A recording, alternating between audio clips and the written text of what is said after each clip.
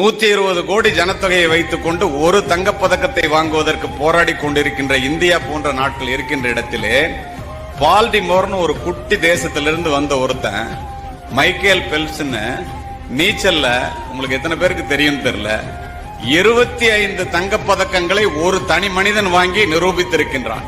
எப்படி இது சாத்தியப்பட்டது என்று கேளுங்க. இவான் குரோக்கர் அப்படின்னு ஒருத்தனோட 1992ஆம் ஆண்டு பீஜிங் ஒலிம்பிக்ல கலந்துக்கிட்டான். அப்ப அவன் தோத்துட்டான். தோற்ற உடனே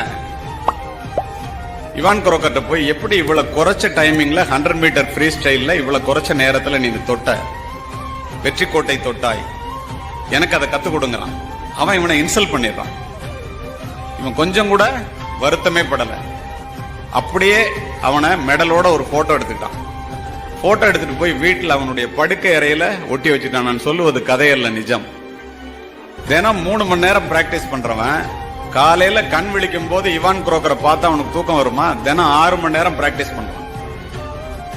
இதன் மூலமாக அடுத்த ஒலிம்பிக் 4 வருஷம் கழிச்சு நடக்கும் போது அவங்க அம்மாட்ட போறான்.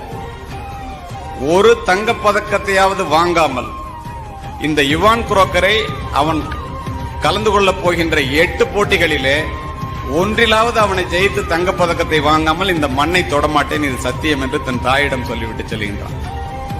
நடந்தது என்ன தெரியுமா நண்பர்களே?